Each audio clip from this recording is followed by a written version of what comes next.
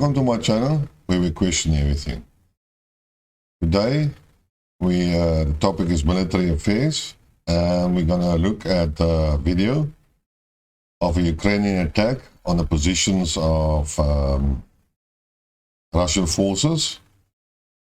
I'm not sure when it happened, but it has been posted on the Seika's website, and I will leave a link to this article. And basically you can decide for yourself how the analysis was given, and why I sometimes say that credentials don't really matter. So this is, in my opinion, a good example. But I will not focus on that. You can decide for yourself. I found a video on the Telegram channel, and the scriptures or the article or comment regarding this video was presented in Russia below the video, and you can use Google Translate, but Google, when it comes to the Russian language, is not the best translating engine. There's a better one called Deep Learning or deepl.com. You can use that. If you also install a translator add-on in your Firefox, I believe Google Chrome will have something similar, then you can basically translate the whole web page. And even if you open Telegram inside your browser, it automatically translates the Telegram text as well into English. But unfortunately, it uses Google. So first, what I'm going to do is I'm going to read you the comment that was on the Telegram channel. Telegram channel was Mill Chronicles. I can leave a link for that as well. Then you can follow that channel if you want to. Like I gave you the tools, more or less, to read it in English. It's quite helpful. But in any case, coming back to the article, here goes. The full video of the fierce defense of the 4th LNR Brigade outpost located on the T-1302 Berestovye, Verkhney Kamenka section of the highway. This border sector between the DNR and the LNR has been at the cutting edge of the attack by the LNR NM and Wagner PMC fighters in a Seversky operational direction for the past few months. Now, if you Google map, watch a Google map, you will find it's a little bit north of Bakhmut. So it gives you an idea where the battle took place. In any case, this time, having secured the reserves of the 10th Mountain Assault Brigade and the 118th Brigade of the Tetra Defense Brigade covertly redeployed from the fortified settlement of Sporno, the enemy made 2 attempts to storm the trench chain along the T-1302 road. During both attempts, the Ukrainian fighters attempted to use the effect of operational surprise, advancing from the wooded area both on a multi-purpose MT-LB tractor, but I think that's unfortunately a mistranslation. Would probably be either a troop carrier or an APC, but I didn't see any firepower on the vehicle, so I don't know what type of Russian is. And also, if you look at, the troops are sitting on top of this so-called tractor and not inside. Okay, I don't know why, but they did that. But they were detected by a reconnaissance drone of the LNR, and according to its data, an Su-25 SM attack aircraft of the Russian Air Force inflicted fire on part of the enemy armor vehicles and infantry with 122mm Tolum-Bust rockets.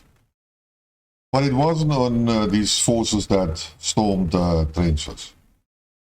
And apparently also artillerymen of the 4th Brigade of the People's Liberation Army also received instruction from the drone, which defeated enemy assault groups using Hyacinth-B and D-20 howitzers. Now the D-20 is not 155mm or 153. I think this is 122 if I'm correct, but I'll speak under correction. They also destroyed the logistics hub and the compressor station near the village of Spornay, and several enemy BMPs-2s were destroyed in this area. And then it also shows you an LNR tank also targeted lightly armored vehicles and AFU infantry. The battle culminated with a strike by ODAP 500 bombs against enemy positions in the wooded area, for which a Su-34 frontline bomber was used. Well, that is basically the text that was written on it. Let's have a look at the video. It's quite interesting.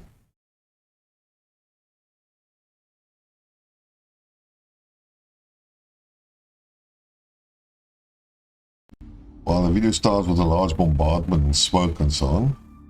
There you can see the link of the Telegram. This is unfortunately a Russian text, but it shows you more or less where there's a road as well, where the conflict or the battle has occurred. Please note, this is very important. In the middle of the video, you can see two white structures, and these are basically encampment with white walls. And you have to keep it in mind, because that gives you more or less a reference point where you can position where the battle took place and where the bombing took place, and etc. etc. And on the bottom part, on the right hand side, you can see some of the trenches that were located. And you can also notice there are a lot of pocket marks of artillery shells that landed in there. Here's again, remember the white enclosures. And here you can see a multiple rocket launcher attack. And you can see it basically because it is a lot of simultaneously explosions. And usually that is a trademark of a multiple rocket launcher. Well, we now get to the so-called tractor. And the Ukrainian forces are approaching. Please also note that car. That car will feature later on in the video. And here, everybody that was sitting on the tractor sort of disembarked and approached the trenches. You also see some of the guys were throwing grenades, especially one there in the front. And you will see sometimes there are small explosions. Now those are grenade explosions or the 40mm grenade launcher rounds. Now it's difficult to distinguish between the Russian and the Ukrainian forces because you cannot see the armbands. So you have to think about that the north or the top of the video is where the Ukrainians are and the bottom parts are where the Russian forces are. The problem is, see again, notice the white enclosures, and they are the trench networks. And here you can also see a small fortified position with a roof. You can see one soldier working there, and then you see on now the Russian troops. Again, if you look closer, you will find that you can see how the soldiers are throwing grenades.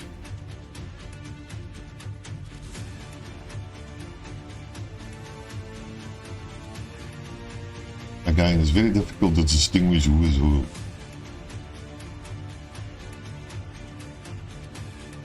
And the zooming out and zooming in of the UAV doesn't always help. Well, here we have the Su-25s. And again, notice what he's shooting out there is mostly flak. No, it's like it's anti. Yeah, it's in order to distract infrared type of counter-air missiles.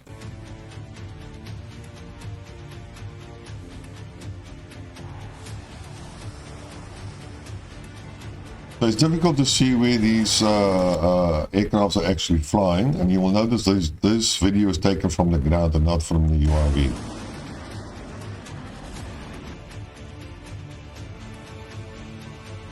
And there is some type of maybe forceful, I'm not sure, but it's not. You cannot see the white enclosure, so it might not be very near to where this attack is currently happening. If you can read the Russians, then probably they can tell you who's who. Small explosives, typically grenades.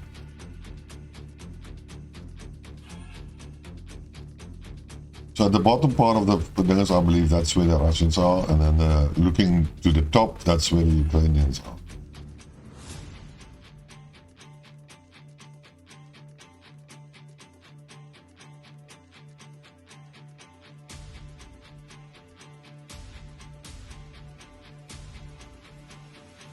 There throws a grenade, the Ukrainian one.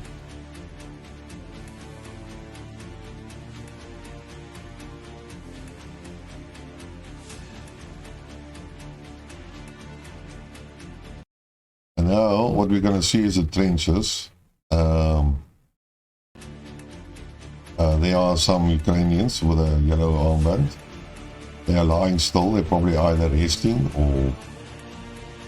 but they are not dead.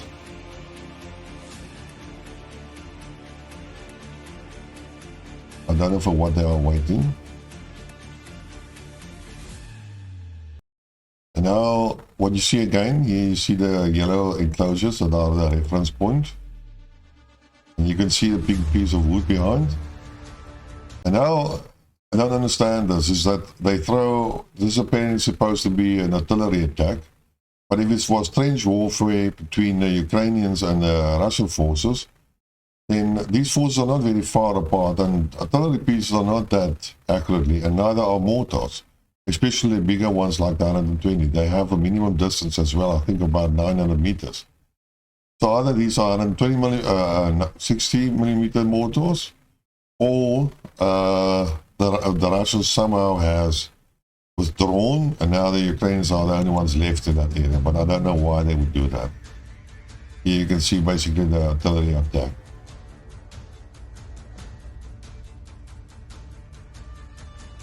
But, oopsie, as you can see, how near it was to the white enclosure, so it wasn't really on the in the trenches that I showed you earlier. This one should have been there.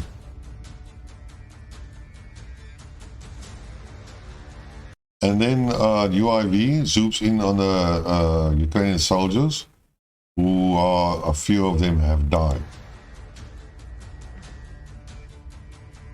So basically he's confirming the casualties. That's 2, 3, 4,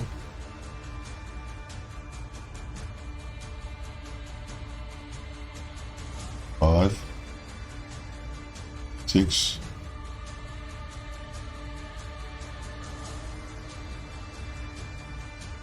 7, 8.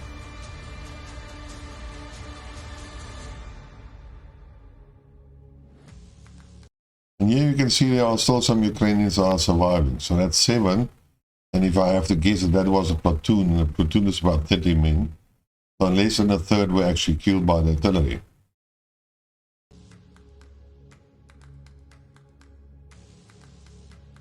And here we see a couple of guys. There you can clearly see the white enclosure. So they're nearly near the forest area. And you will also notice they are not wearing any equipment. There's the car again.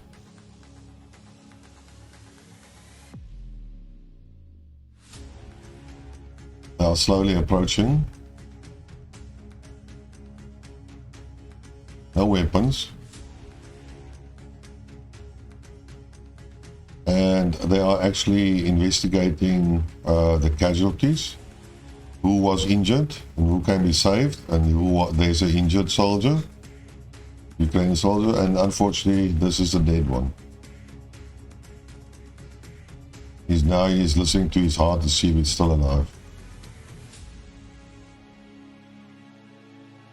So as you can see, it doesn't look like they're all being killed. And if you look at the medics, they don't show that he's investigated everybody. And you can also see that there are some wounded. But the wounded can still walk. Well, this is the city or the town of Sprutny. Okay, that's fairly far away. At the bottom was just the white enclosures. So this is fairly far away from the enclosures.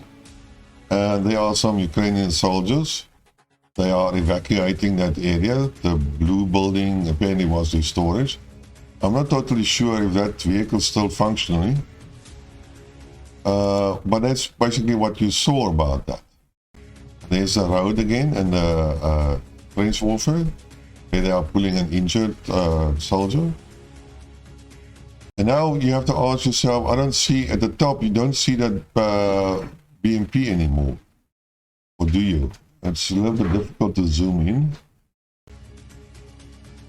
And then you see artillery attack on the building. Hey, the APC is gone.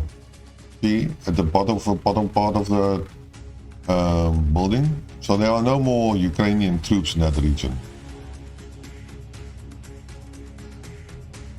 You see basically destruction of a building that was already destroyed. And now you are back to the trench warfare. And I believe this is the second assault on the by the Ukrainian force on the Russians. You can see there's a small explosive, probably about the 40 millimeter grenade launchers. And you can see the guys are leopard crawling. They are the Russian forces. And there at the back are the Ukrainian forces leopard crawling. And then you can see the car. So these guys are probably approached by foot from the woods. And here you see again the Ukrainians.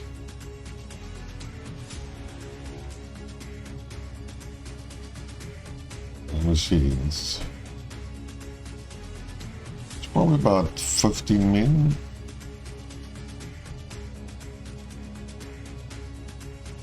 Well, we don't know who the Russian forces are now. They're either the LPR or either the Wagner group, but that's not clear. 1, 2, 3, 4, 5, 6, 7, 8, 9, 10. Looks like well, we call it a section.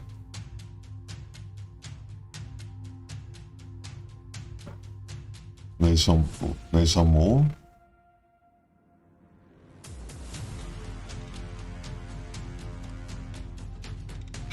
Again, small explosions. Oh yeah, here's a car being blown up by a probably RPG or something very similar. Why they shot it, I don't know. It wasn't used in the fight.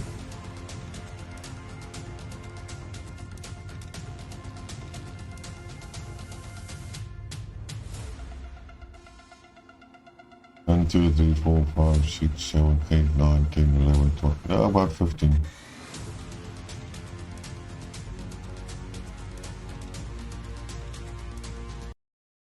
And then we have one explosion which I can't explain. It's every explosion is on the same spot, precisely on the same spot. So that cannot be mortar fire, it cannot be artillery, because those weapons are not that accurately. And it won't be precision missiles, so that won't be either. So it's either a 40 millimeter grenade or an ammo depot or someone has been hidden.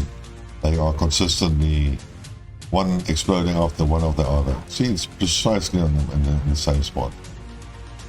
And again, you see some soldiers. It's not to say they are dead. They are aware of the UAV. And they might pretend to be dead. Or they are just in a protective covering. Again, you don't know which soldier that is.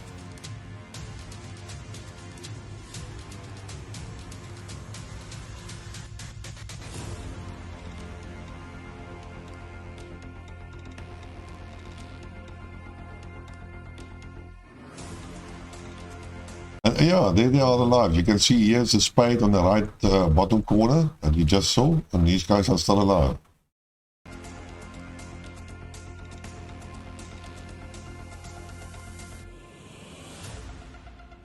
And this is a tank, apparently a Ukrainian Russian tank. And it's moving down a road towards the T, what's that? T12 road.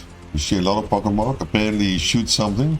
We cannot identify that, but it's far away to the east, so it must be a Ukrainian vehicle. Here at the bottom you just saw the white enclosure. There you see the city and the blue building again. And this would be artillery fire.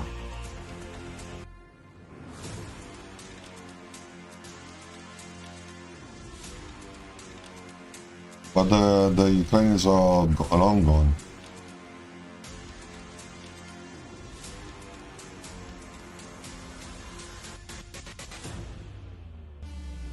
And here you see basically the Ukrainians are retreating. And a lot of them are still alive. So effectively the attack have not achieved much, but they also didn't experience that many casualties. And none of them actually showed any fear or cowardness or anything like that. And then you see the white walls again, and they are slowly moving into the wood. And the UIV, just remember it's still over the trenches, and it has zoomed in a lot.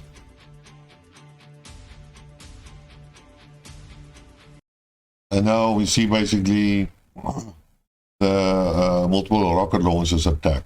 But the white reference points is to the lower bottom piece. And where these artillery pieces are falling is far, far away. It's at least a kilometer probably away from where these guys entered the forest. So we're not sure where they are at the moment. And you can also see that the UIV is still about the trenches. He hasn't moved nearer to the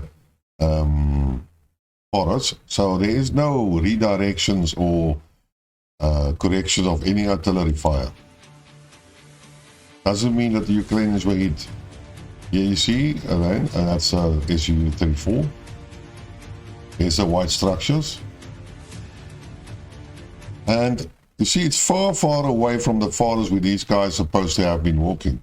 They are supposed to be walking here at the bottom of the video. They wouldn't have gone further to the upper side of the video because that is basically going south. And it's very near to the city, so I'm not sure who bombed whom there. But this is not part of the troops that were in the trenches. Again, there you see the flames. There you see the trenches. And you see another bombardment. This is more in the position of the woods, but that is to the west side of the wood. That's far away from these white structures and where I believe the Ukrainian troops were. Again, just remember, UIV is still about the trenches. Well, that's about what it is. So now you can decide for yourself. You can decide for yourself if the narrative that was presented by our military expert is a valid assessment, whether it makes sense to you. Because what I tried to do is to show you what was really happening. Mostly grenades were used. I'm not sure if they have 40 millimeters available to them, so that would also be a weapon that could have been used at those short distances. And it would have been an effective weapon, but again, I'm not sure what the armament is. I cannot understand why there was an artillery attack on the first wave, because the Russians were also near. The aircraft attacks and the big artillery bombardment was on the city itself, where there were no Ukrainians anymore. The death toll was maybe 7 or 8 of the two attacks. Russian casualties were not shown because the UIV wouldn't be interested in that. He was looking for alive Ukrainians who could present a problem for the Russian forces. So, but he wasn't looking for Russian casualties. So it doesn't mean that there were no Russians killed or injured in this video. But this is what analysis is being done, and that is what being presented. And unfortunately, I cannot agree with that. You can make up your own mind. And then I would like to actually talk about a video that was presented in an article by Larry Johnson. This has got nothing to do with Larry Johnson's article. Please note. What I'm interested in is the video. And this video was made by an American volunteer soldier that fought in Ukraine. And if I understand correctly, he went there in March or early March. And left Ukraine, I believe, early May, or late May maybe, or early June. I'm not totally sure. It's not that clear. But in any case, he tells us this is a 3.5-hour video. Very interesting. There's a lot of emotional things that are being said, which I totally agree with, because war, basically the war is terrible. And one of the biggest, you can look at small arms fire, you can look at anything, but if you look at artillery, that is hell on earth. Because besides of the destructive nature of any artillery shell, that sound and that blast is frightening. It is intimidating. It will intimidate any soldier, basically, unless you haven't got any feelings. So I'm not criticizing him on that. And I don't want to really focus on what he tried to emphasize, but what he tried not to emphasize, and the story, the background story he was telling. Effectively, he joined the Ukrainian forces voluntarily, and effectively he was given a fairly free range on what he wanted to do and what sections he wanted to join, and it wasn't forced on him. Yes, the Ukrainian soldiers that were involved asked him, do you want to join us? And he said yes or no. Basically, most of the time, yes. And that's how he became part of the Azov battalion. And it's not that he sort of supported their narratives or their ideology. It's just that that's where he more or less ended up. And then he fought together with him. And he got involved firstly in Kiev, but he saw no action on the airport. And then basically he went from Kiev, and then he went down to Zaporizhzhia. And that is where actually he had two contacts, or two firefights, or two engagements, or whatever you want to call them. And that is actually an interesting part for me. And that is what I actually wanted to discuss. Basically, before they actually went, I'm going to confuse. Was it after the first attack or the? Yeah. So the first engagement, they were training, and what it actually described is that the Ukrainian officers were basically uninformed and clueless, and they trained to do certain attacks and certain formations. And they were going as they were learning. They were learning as they were going. And they were changing the tactics. But effectively, there was no proper soldier that could train them in the strategies and techniques of modern warfare. They had to figure it out themselves. Now, the narrative is usually that the Ukrainians was the best trained and equipped Ukrainian NATO forces in the world. That is the Russian narrative. And most of the guys were killed in the first couple of months and so on. Well, it seems to me that's not true. Because according to this guy's account, and he's not lying about it because he doesn't focus on it. It's just like the fill in the gaps, you know, telling his story. If you only tell the story, it's going to take 5 minutes and Bob's your uncle. But he now sort of elaborates, and so whatever he tells you is credible. It's not a lie. And he's not the guy that looks like he's lying in any case. Or he got a big shell shock. He got a big wake-up call when he came back. In any case, the bottom line is that the Ukrainian soldiers did not have the necessary skills, military skills, or training. And they were trying to find their way. That's number one. Number two is, there was not that much discipline in the army, because this guy and his comrades, his American comrades and his German comrades and so on, French and so on, they could basically decide, and they formed their own platoon, if you want to call it, or section. In my opinion, section. I don't know what they call it in the American military. And in South Africa, we call it a section, and it's about 10 men with a corporal as the head. And in any case, so it didn't seem to me that there was a lot of discipline in this army or in this branch. Soldiers, the officers didn't know what they were doing. And then the most important, that different battalions or companies were operating on their own. They had no central command or were giving command instruction from a central command, and they were not coordinated. Basically, each company or battalion did what they wanted to do and how they thought it's going to do. In any case, the first mission was that these guys were supposed to go out. Mariupol was at this stage going strong, and they were supposed to help the Azov battalion in Mariupol and assist them. And the first drop would be by helicopter. And this guy was asked by the Ukrainians, and he said yes, and he wanted to mount the trucks to go to the pickup point and delivery by helicopter. And then he was pulled back, luckily. Of course, every single guy that went, about 200 men, that went by helicopter, first by trucks and then helicopter to Mariupol, at the end of the day was killed. They was shot down. So he would have also died. And basically a couple of days later, the guys decided, okay, they're now going to go to Zaporizhzhia, and from there on, they're going to travel by convoy, APCs and BMPs and, you know, all those troop carriers. And they're going to go by land, and they're going to go to Mariupol, and they're going to assist the attack.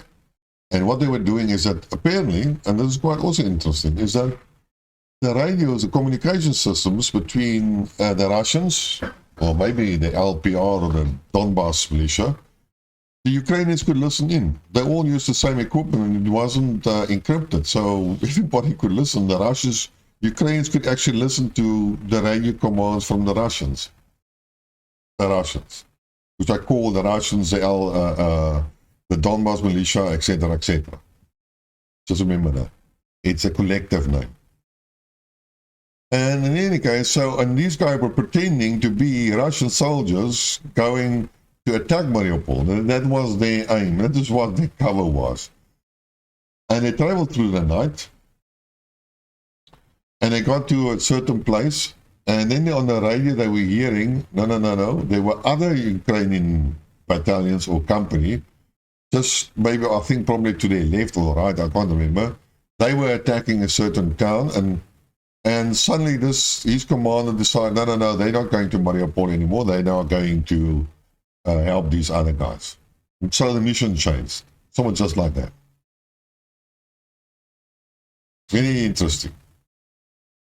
And then they were progressing, and about 9 o'clock, 10 o'clock in the morning, broad daylight, they got to sort of, the road was sort of narrowing, starting to get, forest was closing in from the left, and the forest was closing in from the right, and they had to go through between those things. And as they reached a certain point, boom, the first BMP, APC, whatever, blew up, just like that. No sound, nothing, no warning, boom, first time. And they got a big fright. And they were sort of chasing out. And then the small fire went, and it's more attacks and more vehicles destroyed and troops being killed and so on. And this guy actually sort of, he jumped out with his mates, and at the end of the day, they ran away. They were totally bomb-shocked and full of fear. And that's his first experience with what real war is all about. And it's not a joke, but in any case. So after this battle, they lost a lot of their men, and but they made it back to their base. And they were so shell-shocked that they were they went back to Zaporizhzhia, and they had to rest.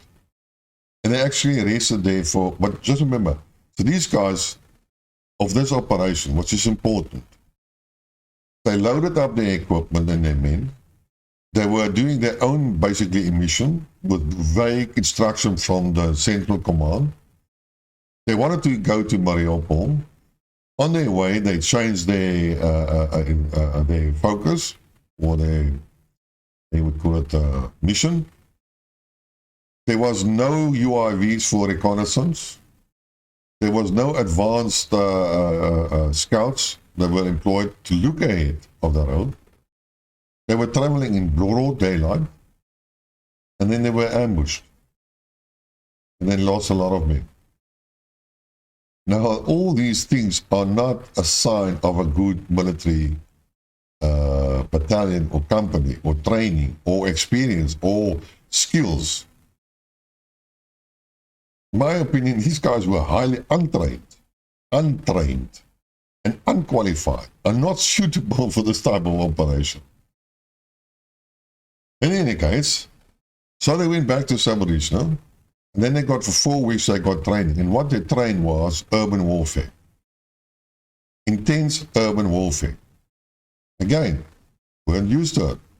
They figured it out along the way. 4 weeks of training. And then they moved out to Bakhmut. And the aim was to, the Russians were apparently attacking Pesko, something like that, and now they had to drive the Russians back. And that was their objective. And they were traveling again, but this time they had to travel longer. And they went through the night, big vehicles, but now he was a little bit more experienced, and he knew when he was afraid and all this other stuff. But in any case, they were going into these BMPs, APCs, troop carriers, what the hell they were all called. They were traveling down the road through the night. They had to travel longer, so only they reached there, more or less, the outskirts about here 10, 11 o'clock in the morning. Again, broad daylight, in a column, on the road. The fields were mined. They couldn't travel anywhere, so they had to travel by road. And the plan was that the Ukrainian artillery should have softened, they should have bombarded Pesko and softened the Russians and so on, like a typical World War I and II type of scenario. And once they have softened them with artillery barrages, then the troops would have moved in. But there was a problem. The Ukrainian artillery had the wrong coordinates and missed the town by miles. Not by miles, but far away. They missed the towns. They missed the Russian positions. So there was no suppressive type of artillery fire on the Russian positions. And the Russians clearly had the defensive positions and etc. and etc. And so the Russians were not softened, and these guys went full in, not knowing what was happening. Again, no UIVs, no scouting, no correction of fires, not even knowing whether artillery fire was efficient or not. Totally unprofessional. Oh, that is shit, man. In any case, in the meantime, the Russians sent up a UIV, and the UIV was watching this column and pinpointing them, and then the artillery started, the Russian artillery. And they destroyed more or less the whole column. His APC, well, this time he was sitting inside, and his APC was hit. And he lost consciousness, and he was drawn out by one of his mates, who later died because an artery was hit by a shrapnel. But his life was saved, and he got into a ditch, and then he passed out, and when he woke up, he was in the hospital. And he lost his whole platoon. Every single body. It was a disaster. And after that, that was his turning point, and then he decided to go back. And then you can listen to the rest of the story and whatever he thought about it. So.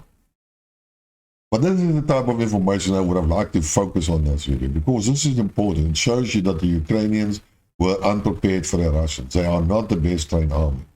But they were willing to learn.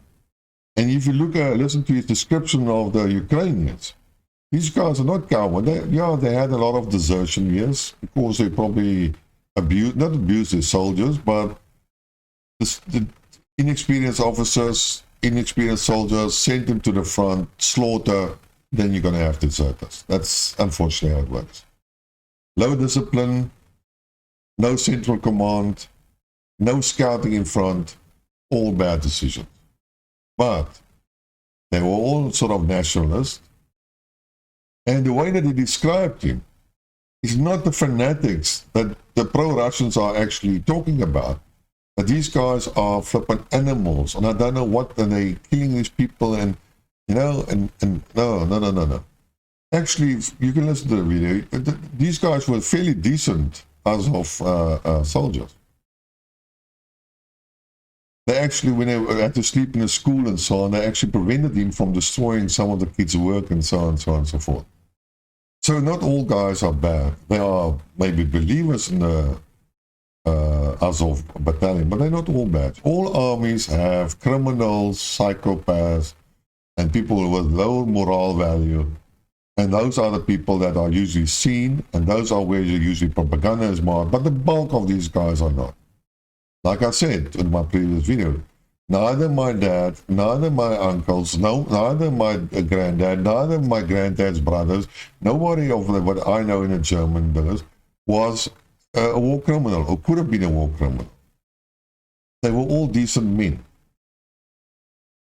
But in any case, that's beside the point. So, again, the narrative doesn't gel. What these guys were doing, they were now learning. And the Ukrainians troops were learning. Yes, they lost a lot of men, a lot of money they had to pay for learning. But they had the Izium offensive, they had the Lehman offensive, and they were not that bad in the Kherson offensive. Yes, they lost every time. So, but sometimes you cannot overcome certain obstacles. I mean, the wall is 100 meters wide, you can't climb it out. That's it. You've got to find something else. But the Ukrainians have learned, and they shouldn't be underestimated.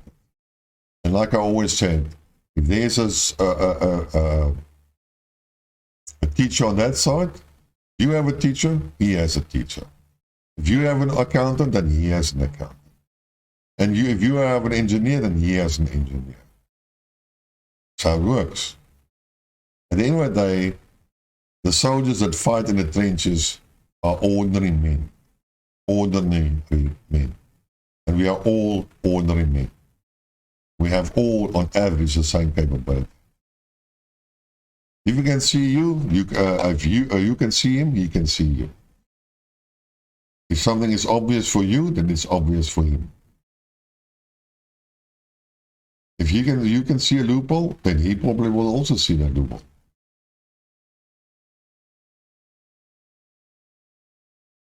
So be so sure about all this propaganda that I'm constantly reading, and I'm sort of getting sick and tired for the pro-Russian side as well. Always the same story.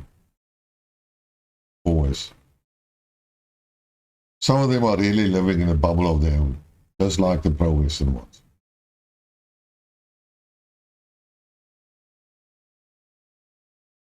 In any case, so that's my story for today. If you want, you can subscribe to the channel, tell your friends, spread the word, share the link. And until next time, cheers.